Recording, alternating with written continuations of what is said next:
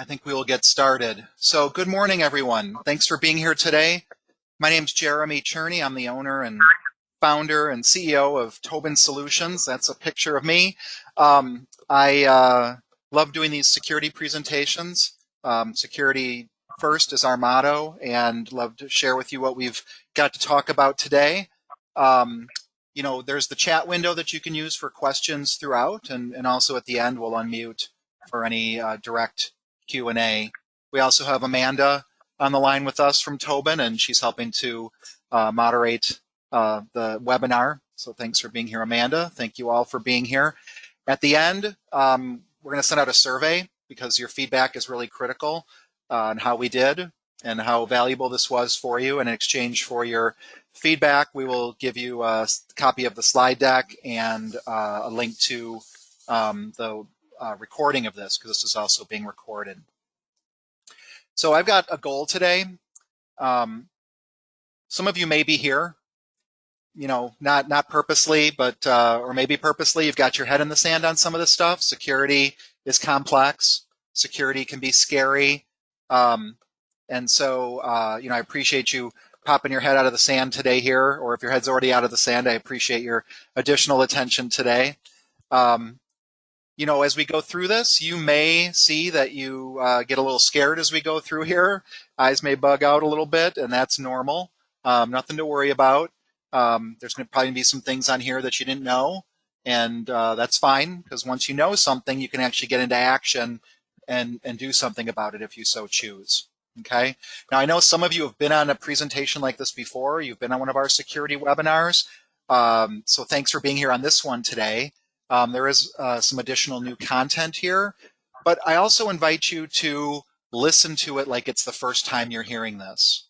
There is that saying that some people, in order to really get a message, have to hear it 3 or 4 or 10 times. And so we want you to really listen today and like you've never heard this before, because maybe you'll hear something new in what I'm sharing.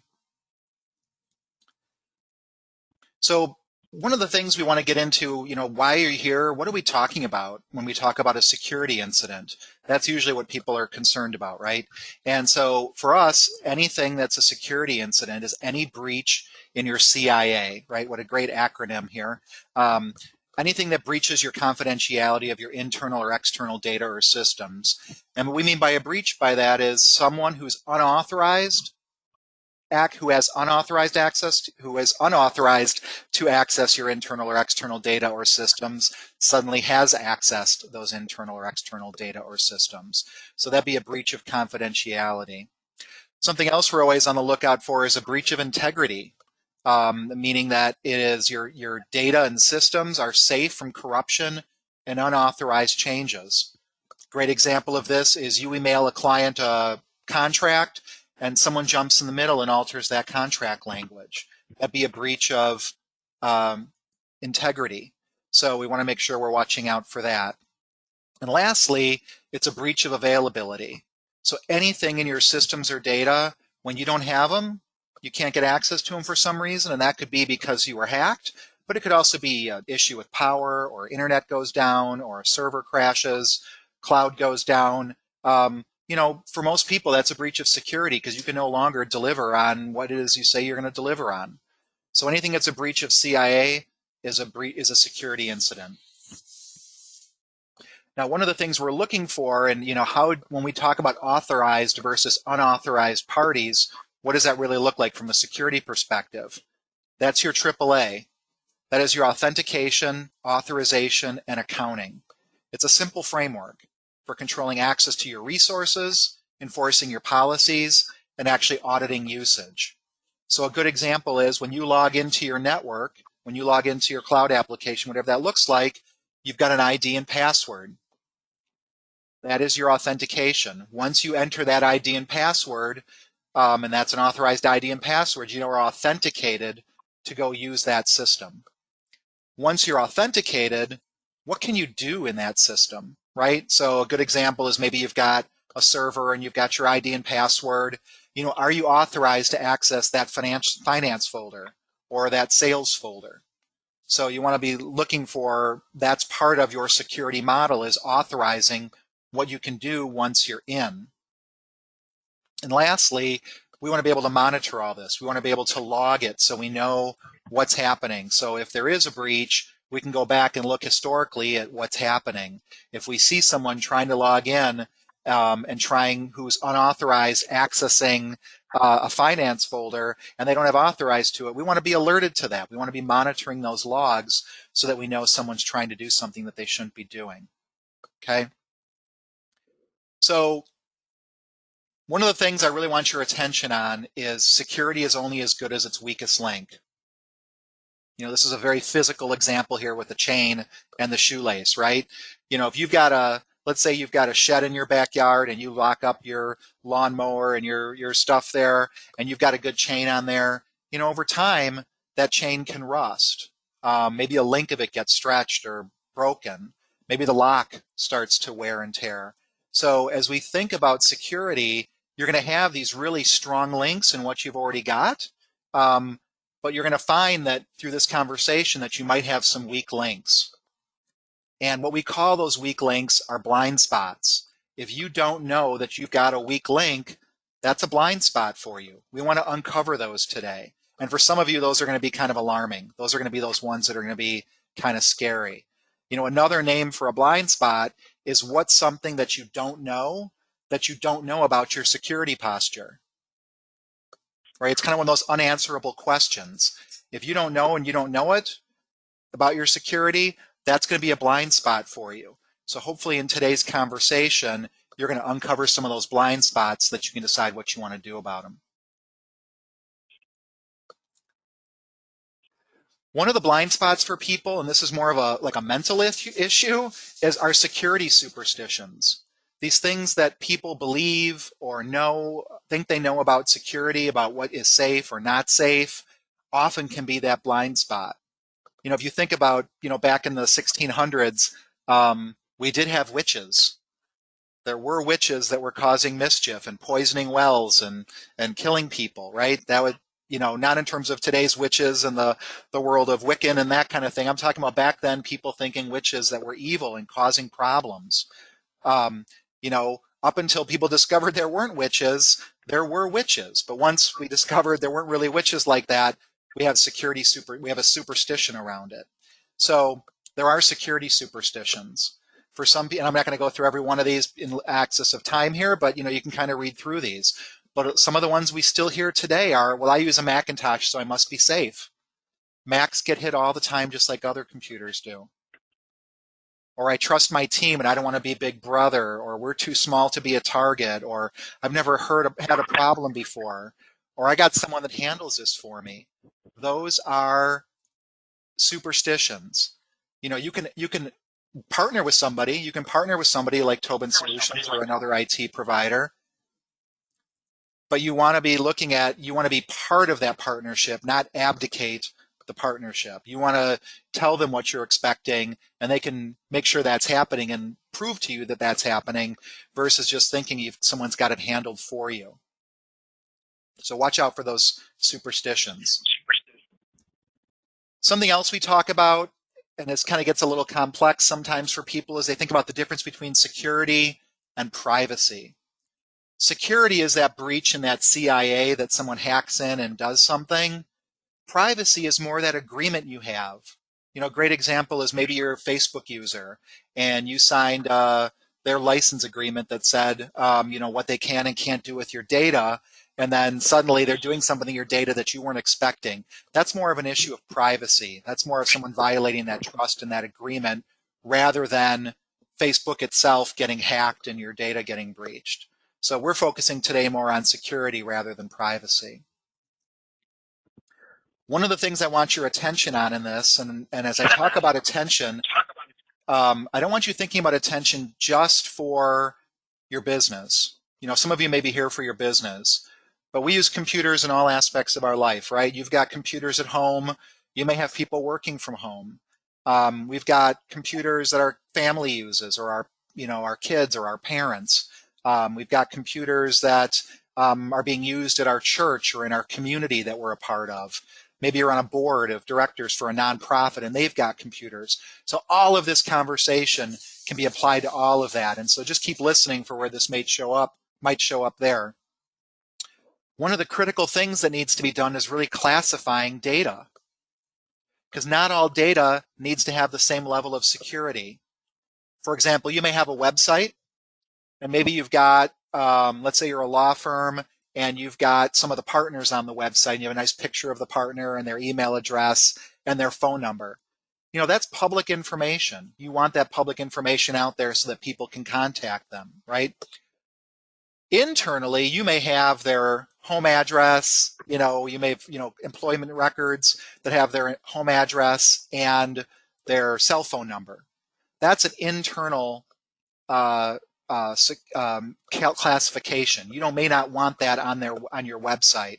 So you might think, okay, we're going to treat their public phone number one way, we're going to treat their internal cell phone number a different way.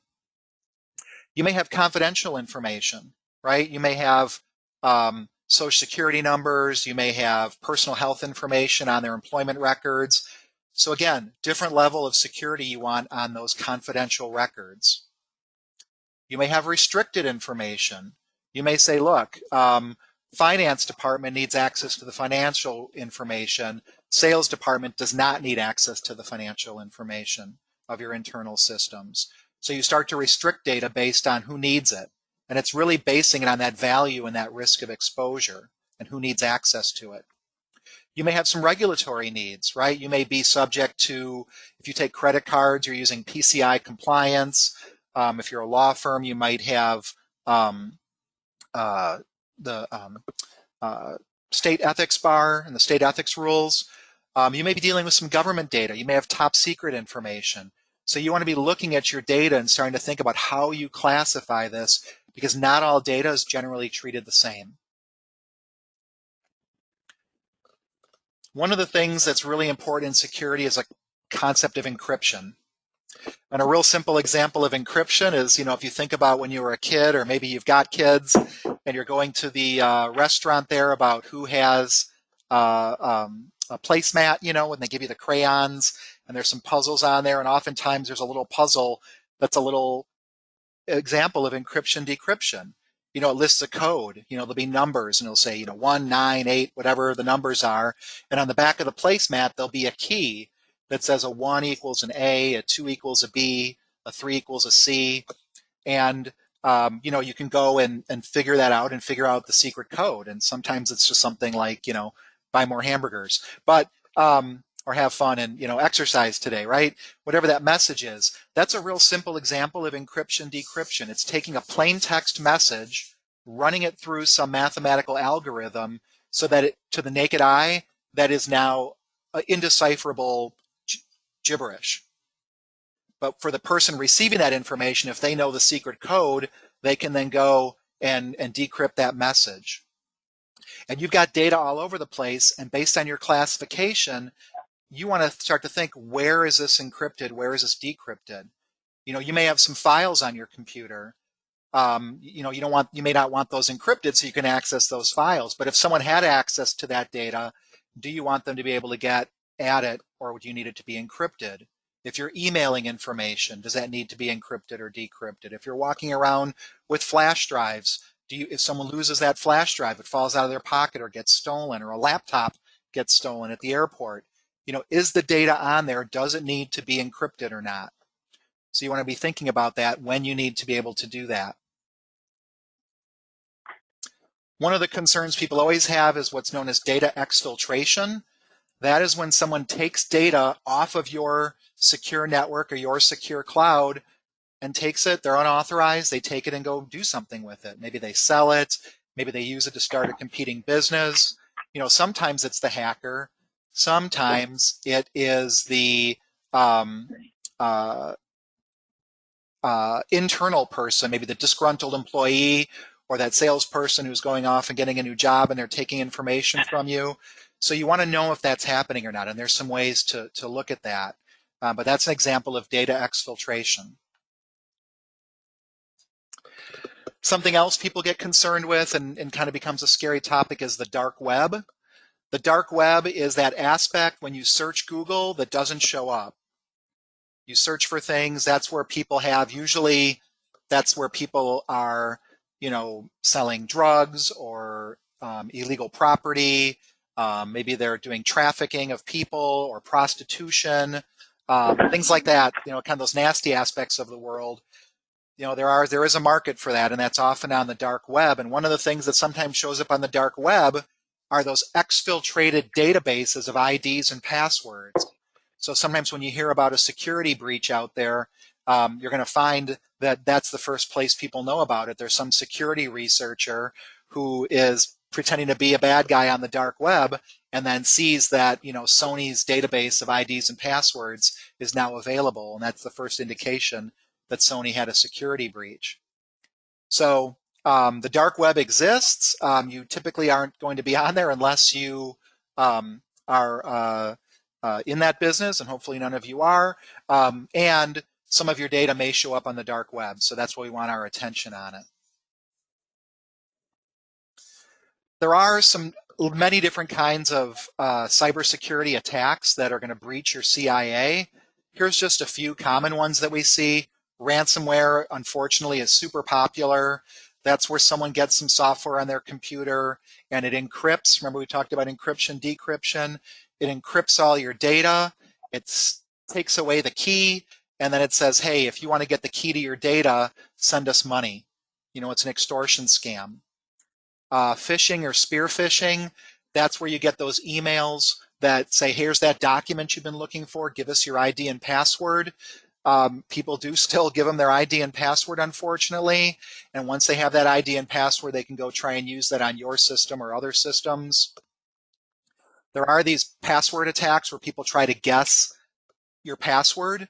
So that's where you want to make sure you're using really good, strong passwords, which we'll talk about later. There's denial of service attacks or distributed denial of service attacks. That's where your server or your website is being attacked. People are hitting it with so many requests for information that you can't even get access to that resource. A simple example of that in the real world is, let's say it takes you a half hour to drive to work. And on the day you're going to drive to work, I put 10,000 cars on the road in front of you. It's a traffic jam. You may not get to work. You may be going so slowly that, for all intents and purposes, you're not going to be able to get to work. That's a denial of service attack, and that can happen with computing resources. Lastly, another popular one is this man-in-the-middle attack. That's where you think you're communicating or in fact are communicating with a resource, and you think you're doing it securely. Maybe you're emailing somebody or transferring information, but in the middle of that conversation back and forth, someone who you don't know and you don't even know it's happening is in the middle of that conversation, and they're reading everything that's going back and forth, and they can manipulate that information, use that information and for mischievous purposes.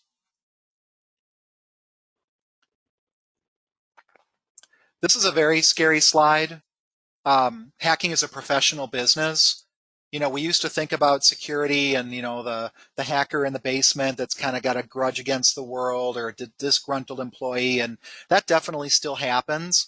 But really what we're seeing more of is with those ransomware attacks, that people are making money at this, right? If you want to take down a competitor and you want to do a denial of service attack against them, if you're a nation state and you want to do some things, there are professional hackers out there, not the good kind of hackers, but usually the bad kind of hackers, and they're earning money. It could be individuals from anywhere in the world, because this can be done from anywhere, but oftentimes it's those same crime circuits, gangs, things like that have now turned, in addition to their other things they're doing like prostitution and drugs, they're now attacking computers and holding your data for ransom. Or maybe they're adding software to your computers and using your computer resources to mine for cryptocurrency, mining for Bitcoin and Monero and some of those other things. They're using your computing resources and you don't even know what's happening to mine things. So it's a big business. There's big money in ransomware. It used to be it was like a few $100s. Now it can be tens of thousands, hundreds of thousands of dollars. So, anytime there's big business like that, crime is going to step in. And so, that's what you're competing against. So that's why it's really scary, is because people are making good money at doing this. So I want you to so far get, what I call the probable truth. It's not just a myth. Systems are getting more complicated, not less. You're going to have one of these if you haven't already. It may be minor. It may be something we caught early and, there was no damage or minimal damage, but you just can't prevent it 100% of the time. You have to be right 100% of the time, and you are under attack every day, all the time. Hackers only need to be right once. So by being here today, again, thank you for being here. By getting this education and hopefully discovering any blind spots and getting into action on closing those blind spots, that you have that option, that shot at being effective at not being vulnerable, or not being succumbing to the vulnerability. And why do I say that? There are best practices for installation and configuration of all the security gear that you have. And if those aren't being followed, you can be vulnerable. There used to be a time, and in some cases it still happens, where someone buys a firewall to protect their network, and on the bottom label of the firewall is the default ID and password, and people weren't changing the ID and password. That's a blind spot for people. They weren't following best practices, and that allowed somebody to remotely log into a firewall. Maybe you're not writing down your security policies. We've got templates to get you started with all that, so you're not starting from scratch. I think someone's got their phone on mute. If you can please make sure you're muting yourself. Thank you. If you haven't got that security policy, security awareness training. Thanks for being here today on this training. You want to be training your whole team. You want everyone to know what's happening here. And if you're not doing that, because these threats change all the time, there's always new threats and new considerations. And again, people need to hear this on a regular basis. You want that regular security training. If you're not planning and preparing, you're going to get what you get when the time happens. If you're using vulnerable technology that you haven't updated or replaced, if you're not watching what you've got, security is inconvenient. And I'm sorry, security is a pain in the rear.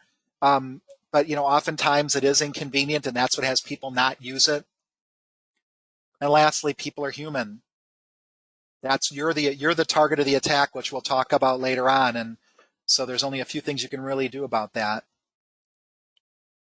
So the big idea here, we always think about security as these products we buy, and there are products, that you should have and use, like a good firewall and antivirus software and things like that.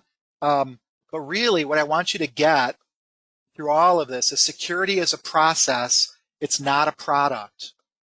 So when we look at that, remember that slide about the chain and the weak link, there is a lock, right? Does having a lock make you secure? No, really it doesn't. It's locking it. It's jiggling it to make sure it's really locked. It's putting that key away somewhere secure so that only you know where you have it. That's the process behind the lock that actually makes you secure.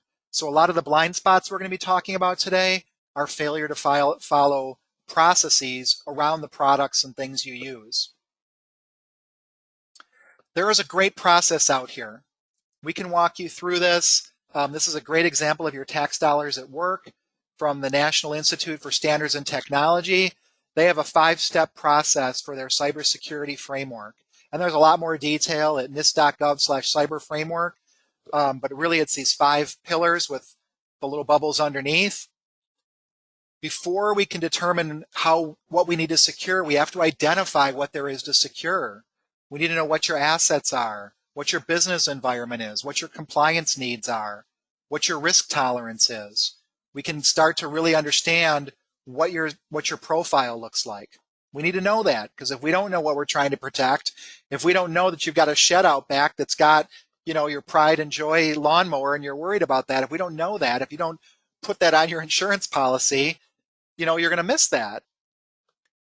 Once we know what your assets are, we want to start protecting them. We want to make sure that you're protecting the finance folder and only saying that the only people that can access the finance folder are the people that need finance folder information. We want to make sure you're providing awareness. We want to look at your process and your procedures. We want to put in that protective technology and keep it up to date. Some of these technologies that you have around security, they need to get updated like other aspects of your computer system. And if that's not happening, you may be vulnerable. You got to be watching for this stuff happening. Remember, we talked about your AAA, your authentication, authorization, and accounting. The accounting is that looking for those anomalies and those events. Someone's got to be monitoring these things. Someone's got to be trying to detect these things so that you actually know something that's happening. Because if no one's detecting it, you're just at the effect of it. If something happens, how are we going to respond? You've got to have a plan.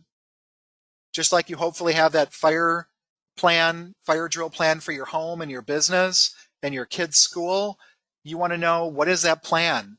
How is everything being communicated to everybody if something happens? What are you going to do?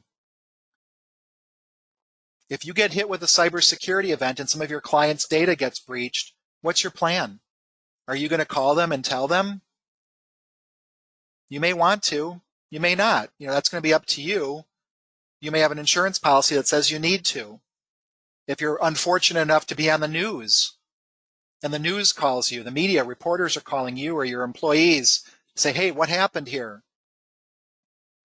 What do you want them to say? Do you want them to talk to the reporter? Do you want them to call you? What's the plan? You want to know about that ahead of time. And lastly, whatever that looks like for recovery, we got to be able to do that. We got to be able to get into action, recover, and then after we recover from the incident, we want to do a post-mortem on it. What happened? Is there anything we need to fix? Is there anything, how did that breach happen? Does it require more training? Does it require some new technology? Does it require, some reconfiguration of what you've got? If you don't go back and correct the issue, what's likely is it's going to happen again. So you want to make sure whoever you're partnering with on IT security is walking you through these things and making sure that you're checking the box on these and that you've got a good, solid, understood framework for how you're going to identify, protect, detect, respond, and recover from what's going to be an almost probable cybersecurity incident. The first thing is to do that audit, right? We talked about the identification step. We've got to go through and look at what your policies are. We've got to look at what your compliance needs are. How do you want this handled? We're going to go through this with you. We're probably going to uncover some blind spots through vulnerability assessments and testing. And ultimately, you're going to get this report that's going to be specific to you, and it's going to have the results and what the action items are for remediation. Hopefully, it's minor. Hopefully, there's just some low-hanging fruit that's simple to correct. Sometimes you're going to discover things that you maybe didn't want to know, really, but now you're happy you know, and now you can get into action on them. And that may be something more costly. But better to know and have that choice, have that option to budget for it, than to not know and get hit. No one wants those blind spots. Like you're driving, right? What's the blind spot?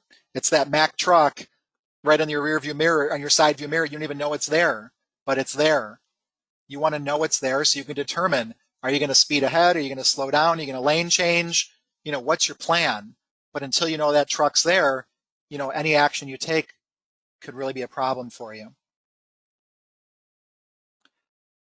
We talk about these policies, and again, we've got templates around this, so you're not starting from scratch, but every business is different.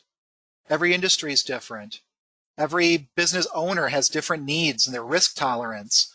So we want to walk through that with you. What are your requirements, your expectations? What do you want your employees doing and not doing? What's acceptable downtime? We talked about one breach of CIA is that availability. How long can your systems be not available before it really becomes an issue?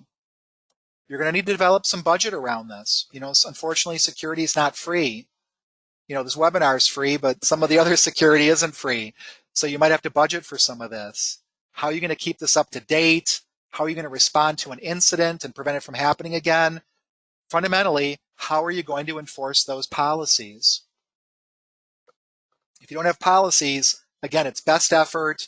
It's, whatever happens, happens. One of those policies in that world of availability, and this becomes a best practice we want your attention on, is what's your recovery time objective? For whatever reason, you're going to have a breach of your availability, whether it's a hack, whether it's lightning storm or an internet outage, some data gets corrupted, something happens. How quickly do you need your systems back up and running? If we don't know what that is, again, it's going to be best effort. If you tell us, hey, you've got 3 business days, then we can look at your systems and say, hey, are you able to recover within 3 business days? If you say, look, Jeremy, we can't be down for more than an hour, okay, here's what it costs to not be down for more than an hour. And unfortunately, the tighter the RTO, the smaller the downtime, the more expensive it gets. I'll never forget, and this was a number of years ago, when most people were hosting their own email in on-premise, and the business owner said, hey, Jeremy, if my email goes down for more than a minute, I might as well close our doors. And I said, okay. At that time, to not go down for more than a minute was going to be a $50,000 project. And he said, okay, what about to not go down for more than a day? And that was significantly less money. And that's fine. He gets to choose. But you got to know what that is and what the cost is going to be so that you can choose. What is your RTO before you as a business owner get really uncomfortable? Maybe you can't serve your clients, whatever that looks like. If we do have to recover your data, let's say you have that security incident and your primary production data has been corrupted or stolen or whatever that is, and we now need to recover from your backups. How far back in backups do we need to go? If you back up daily, that's great. If you back up every night at 10 p.m., perfect. But if that security incident happens at 9 p.m., and whatever that is has you lose your entire day's worth of work, your recovery point objective at that point is 24 hours, because we would have to recover from last night's backup, and you would then lose that entire day's worth of work. If you do backups internally and you back up nightly and you have a drive you rotate off site, maybe that's how you do your backups, and every week or every month you swap out that drive and take it home. What you're saying is if you have a physical disaster where your server and local backups are destroyed and we have to go to that off-site backup, it could be a week or a month RPO that you've defined for yourself. If that works for you, great. If it doesn't, we need to know now. Most of our clients these days, an RPO of more than a day or two is about as much as they can tolerate. No one wants to go through and have to recover and restore and retype and rekey all of that information. What are your compliance needs? Every business has them in some way, almost always. If you take credit cards, you've got to be PCI DSS compliant. Otherwise, they can take away your ability to swipe a card or raise your credit card fees. If you're storing social security numbers or driver's license information, you've got some accountability around that. If you deal with any HIPAA healthcare information, if you're a public corporation, you've got Sarbanes-Oxley, and if you've got state bar ethics rules, if you're an attorney, if you do work overseas in the European Union, there's something called the GDPR. You may be subject to that. If you have cyber liability insurance, and hopefully you've got that cyber insurance, we're going to talk more about that. There's covenants in there that you need to be following or they're not going to pay out. You might be receiving and signing contracts with your clients. They might say, hey, sign this contract, and there may be some covenants in there about your security posture. If you are not following those, you may be breaching in breach of a contract. So you want to know what those are. That's part of that identification process. Physical security. Most of the time you do have your laptops, your desktops, your servers, your backups, your printers that might be storing information. Is that locked up? Is your network room locked up? Is it a proper environment? Is it sitting under a leaky pipe. We had one client, and they've since changed this, and I have this picture. I don't have permission to share it, but I think I can share not their name, but what happened. Their server room was basically a rack of servers, and it was in the same room as their bathroom. They just happened to have this bathroom, and so literally you'd be sitting on the toilet and looking at their servers. Not awful, but again, people are going to be using that multiple times a day, right? So you want to be able to protect that server environment. Do you need security cameras to protect your premises or protect your servers? You can get very inexpensive security cameras. We can point at your servers to know if anybody's messing with it or looking at your doors. With a lot of work from home, some of you have far less people at the office now, and yet you still got physical assets there that need protecting. There's inexpensive security systems that can monitor, your main entrances and exits.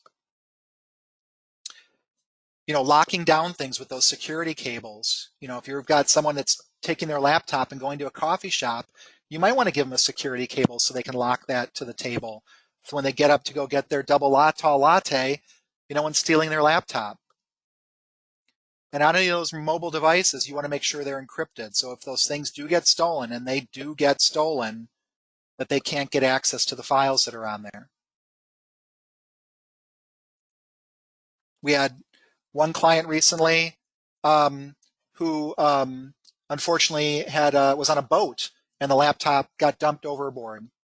There was a flood or something on the boat, and that laptop, there was actually some data loss there. It wasn't backed up. So it does happen. Power. Computers, networks, wireless, phones, tablets, all of these things require power. They're all plugged in from time to time. This is another area where you can get bit on your security availability. Surge protection. You want to make sure you're having good surge protectors that are not, surge protectors degrade over time as well. So you want to make sure they're good surge protectors. You want to replace them every few years. If you look at them and they're all yellowed and they're 10 years old, they may not be serving you anymore. You want to have things that are grounded. Lightning strikes do happen. We had a client that became a new client after one of the lightning strike, and their IT provider had a real challenge recovering from all of that.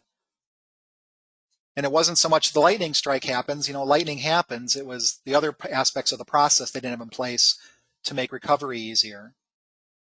You want to get battery backups on things that require battery backups, those uninterruptible power supplies. And you want to make sure those battery backups are properly configured with the software on the server, that if you're on power for some length of time, that the server is going to shut down gracefully. You don't want just the server to be unplugged when the power goes out and the battery drains. You may want generators. Some generators are not that expensive anymore. I mean, it's, price is always relative, but, depending on your facility, you may be able to get an inexpensive generator you can pull out and set that up to be able to plug in, or even a natural gas generator.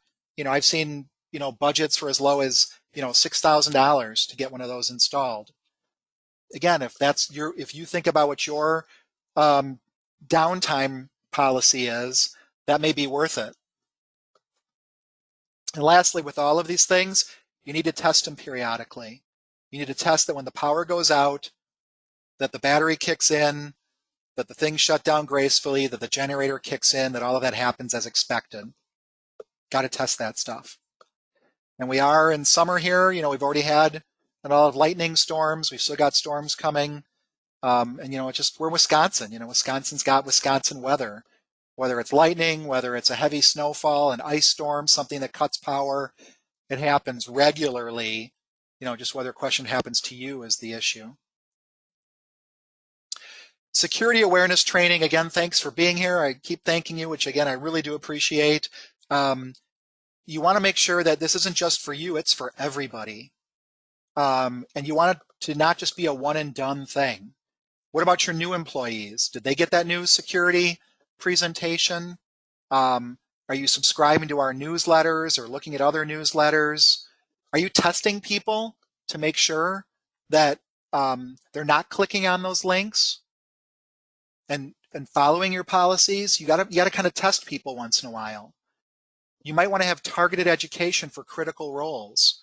Your C-level employees, your business owners, the people whose names are on the website, that's who are the phishing attacks are going against. They're going to send that fake email to the CFO or business owner and try and get you to do something. This really should just be ongoing education. There's enough resources out there for weekly or monthly newsletters, flyers you can put up, things you can send out, just to, again, to keep people's attention on it. And sometimes there's bigger security holes out there that, you want to get people's attention on it quickly because it might be the scam of the day or the scam of the week. You always want to be attention on this and just really never stop with the awareness training. Mobility is big right now, right? It's always been big. Not always. It's been big since the, smartphones and tablets and Wi-Fi everywhere. How safe is that Wi-Fi at the hotel, or the conference facility, or the airport? It really depends. I will use it sometimes as long as it's what they consider a secured network, meaning it's not an open network, but it requires some password or credentials. But when I use it, the only applications I use are applications that are doing end-to-end encryption, meaning on my phone or my laptop, the encryption's happening there, and then it securely does encryption in transit to the endpoint service, whether it's Office 365 or Google or whatever that website is. If you're using a laptop, those laptops have built-in firewalls. You want to make sure those local firewalls are running and protecting you on a public network, because in essence, you're on a public network when you're using Wi-Fi.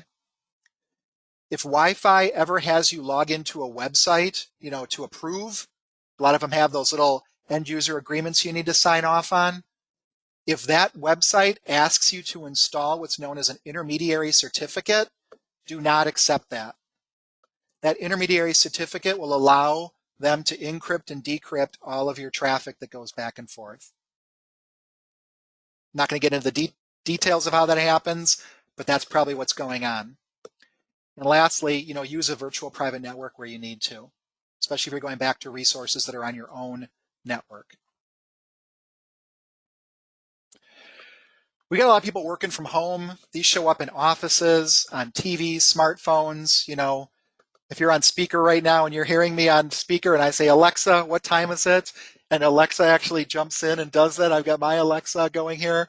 You want to be able to stop that. Those recordings are happening all the time.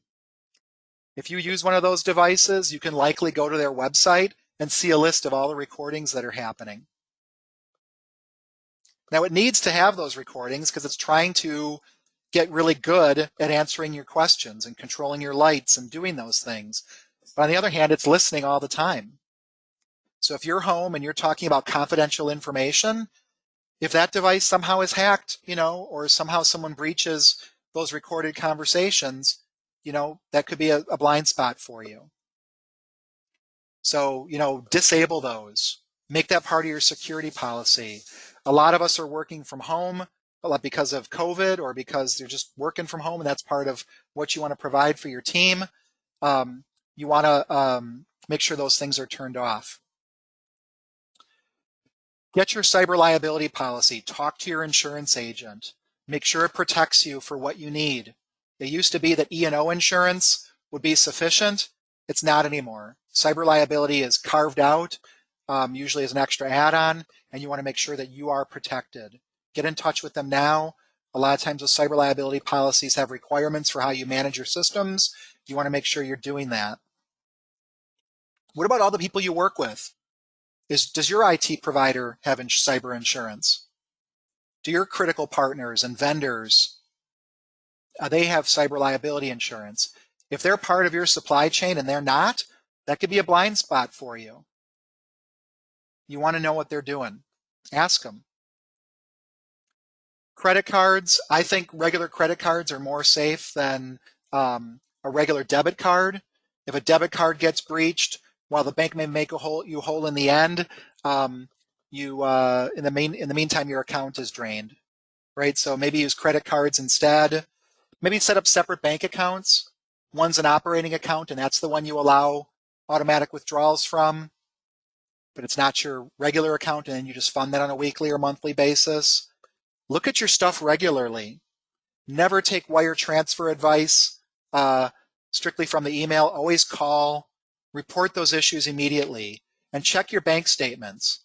If you don't catch fraud on your bank account, at some point your bank is going to say, hey, not our problem. If you waited 2 or 3 business cycles to know that your account's been breached, the bank may just say, too bad, so sad.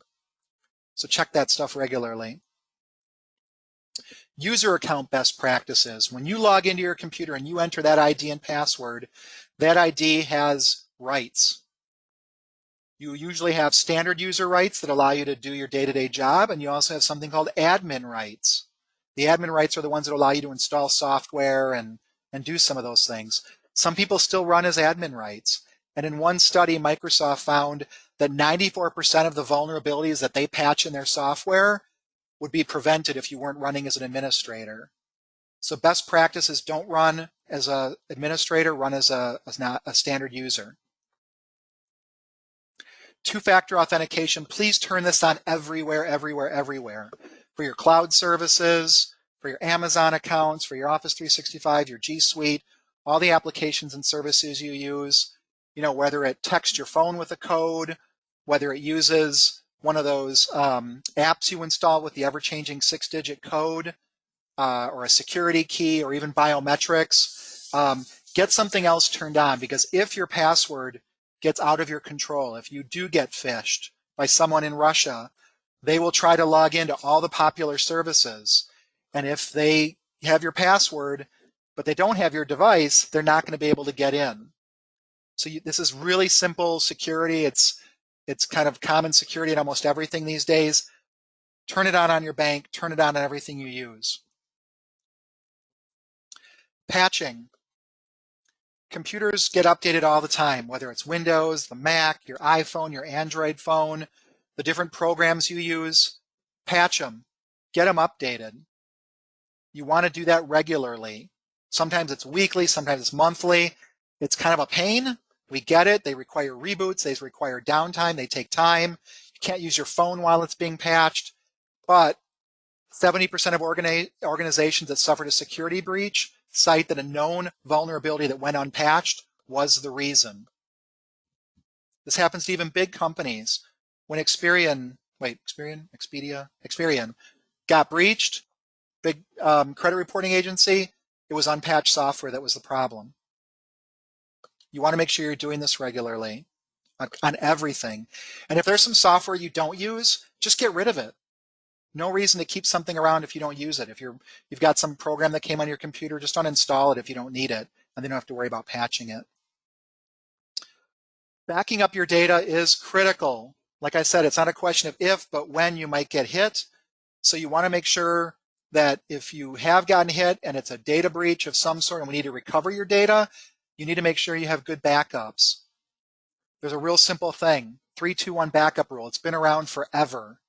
You want to have at least 3 copies of your data. That's the primary copy, and 2 backups. That's the 3 and the 3-2-1. 2, you want to have at least 2 types of backups. You want to have a backup of your data on another device, whether it be a flash drive or another server or a NAS or something. And then lastly, you want that 3rd copy off-site. And this applies to your cloud services as well. Don't assume they've got you covered.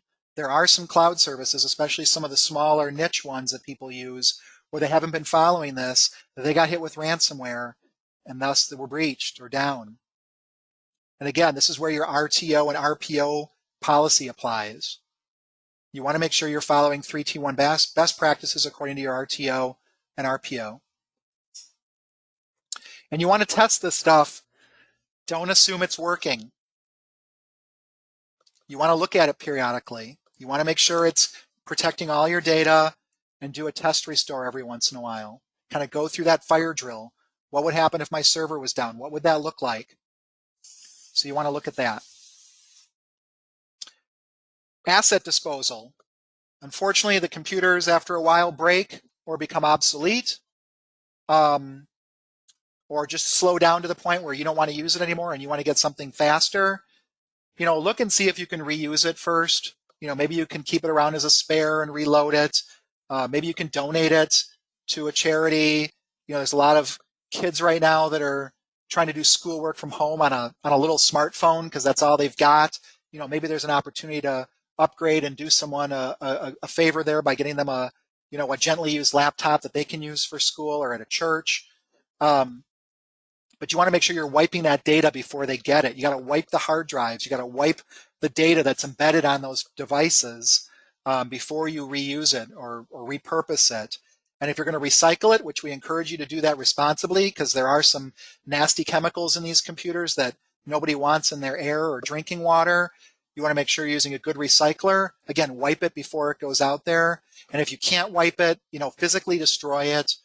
Drive a big nail or railroad spike through that hard drive and then recycle it so that your data is safe. A lot of people do dumpster diving as a way of getting at people's data. I mentioned before that one of the biggest problems is the fact that you're human, and I can't do anything about the fact that you're human. All I can do is, try and coach you around those things that make you distinctly human and why you're a target. Most of the issues that happen these days are because of you. You're clicking on that wrong link. You're installing that software that you shouldn't have. Maybe you're up to no good stealing data or doing something. Maybe you're just having a bad day, or you're trying to leave for vacation and you have that weak moment. Whatever it is, that's welcome to the human condition. Social engineering is something that they are always doing. The hackers are always trying to get at your data through you, trying to pretend to be someone you trust, create some sense of fear or urgency. It's a con game. You got to watch out for it. They're really good at it, and people are really bad at spotting those. Again, on those weak moments when you're trying to leave for vacation, or you're trying to, check on your kid and their schoolwork because they're doing schoolwork from home, or whatever that is. People are always phishing. There's so many more phishing attempts happening these days where people are sending you an email directly to you. It looks like it's meant for you, and it looks bad when you open it up. It's got that fake address. It's requesting personal information. Maybe it's got poor grammar in there. But again, they really are good at doing those. And sometimes you don't see these indications. They look really good. They look like they're coming from Amazon or the IRS. It's trivial to make these things look good. So it's really up to you. I mean, we can use anti-spam and anti-spyware and anti-phishing software, and all that stuff's great, and we encourage you to use it, and none of it's 100% effective. In some cases, you're still the last best hope we have. These things look real. They targeted to you. They may even come from someone you trust. One of your partners could have been hacked, and it's really genuinely coming from them, like from their services. So when you look at it, it really looks like it's coming from your partner or your client, when in reality it's not. You've got to check and double check. Don't enter your ID and password. And again, if you use one of these services like Office 365 or Google Drive or Dropbox, again, if you have two-factor authentication, if you have that weak moment and give someone your password, at least they won't have your device in which to be able to log in. Websites, again, trivial to make them look real. So again, you got to be on the lookout. You got to look in those address lines. Is it really Chase, or is it hut2.ru, which is a Russian domain? You got to really look at those. And it's even trickier now with all these cloud services. You might get a survey coming from one of your partners, your clients, and then the survey is actually coming from a valid survey system like MailChimp or Constant Contact. That's what we use. So it gets even trickier to know whether it's coming from where you expect. Got to be vigilant. Hover over those links before you click. Inspect the email address. It looks tricky, and they may even be registering your domain. If your domain is abccompany.com, it's not against the law or hard to register ABC Company, but company's got a 0 instead of an O. And so for you or your client, they may think it's coming from you. So is it something you expected? Does it make sense? Does it involve money? check with them first. Just ask yourself, take a deep breath. Should you be opening this? Should you be clicking on it? Be part of this neighborhood watch. If you're under attack, everyone's under attack, right? The neighborhood watch of partnership with your neighborhood and local law enforcement, be in partnership with your business neighborhood, with your client neighborhood, and with your IT provider. Be in partnership. If you see something, say something. Because again, you may not have that weak moment. You may think, oh, I'm smart, I didn't click on that. But someone else in your organization, that may be the time that they're getting ready for vacation and trying to get a bunch of stuff done. So report it immediately. Let people know, don't forward it. Contact your IT provider. We talked a little about ransomware before. It does look like this. Like I said, it's a business. This is an actual screenshot. What is Bitcoin? How do I pay? Contact us for support. It's a business. They treat it like a business, and they want you to pay, so they make it easy. Not fun, but easy. So you go through this. That is how you go through, and you may see something. Hopefully you'll never see something like that. If you do get ransomware, hopefully you can recover quickly because you've got good backups. It can mean the difference of what your recovery looks like and whether you have to pay or not. A lot of these people that had subject to ransomware that I was showing you earlier, those big payouts, their backups got compromised, so they could not recover. You got to make sure that's part of your audit process to make sure that you're safe that way. Look out for hacked hardware. If I drop one of these cute devices in your parking lot, what are the odds you or someone in your office is going to pick it up and plug it in? That hacked hardware could have a virus on it, some spyware, something like that. People got to know about this, especially if it looks like it's someone's wedding photos.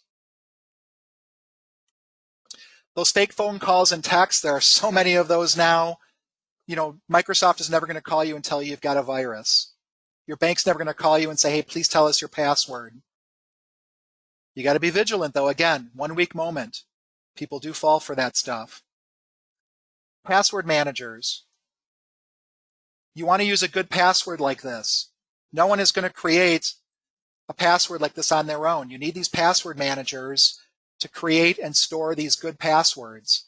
You want passwords that are long and complex with special characters, upper lowercase numbers, and then you can store them in the system. And those storage systems are very good. Some have gotten hacked, but it's very unlikely, and usually it's more hype than real hacking. And some of them even have an emergency mode that, you know, you might want to look at this for your family. Put your family's passwords in here, and then if you get caught in a coma or die, there's a mechanism by which your loved one can request access and get at it. There's a lot of other blind spots. I would never use a public charging station. You know, if you've got a TV on the wall that's a smart TV and you're not using the smart features, don't connect it to your network. There's some useful websites. We're running a little low on time, so you know when you get the slide deck after you fill out the survey, we'll send those to you. Lastly is identity theft protection. It only works to a point. You can't count on it to really protect. It may help you recover to a point, but you know the ones that tell you they're going to completely protect you and get all your data off the dark web are blowing smoke at you. They really can't. You can see what identitytheft.gov has to say about it or what Consumer Reports has to say about it. You know, it's not a bad thing to get. There may be some utility in it, but again, may not really prevent everything. So here's the plan. We're wrapping up here. Perform that audit. Know what your assets are and know what your vulnerabilities are. Get your policies in order, update them, review your insurance needs, implement the technology and systems you need to protect those assets, keep that training going, implement some kind of a detection system so you can know whether you're actually under attack or at the effect of an active breach. Test your ability to respond and recover. You really got to do this. Otherwise, again, it looks like best effort. And then go back and do this regularly. Do it once or twice a year. Go through and make sure all of these things are happening. Okay? So for some of you, you may have seen some blind spots here. Hopefully you're really clear that it's not a question of if or when, and that you may have some weak links here that need to be shored up. We're happy to help you with this. If you need anything, feel free to give us a call. You can call me directly. You can email me if you've got questions. I'll be on the line here for a few more minutes if you've got some questions. Check our social media, our newsletter. If you think this conversation will be valuable internally in your organization and you want to have this again, let us know. We're happy to do that. If you're a part of a community like your church, or you're in a nonprofit or a business group and you think this would be useful, happy to do it there. We also started a podcast a few months ago. Give it a listen. It's called Security Strong Podcast. You can see it at securitystrongpodcast.com. It's where we really focus about security as a process, not a product. So thank you for today. I really appreciate you being on. Your time is valuable. And so the fact you took it today, I hope you got more value than what was worth in your time. Thanks again. I'm going to unmute here. And if you want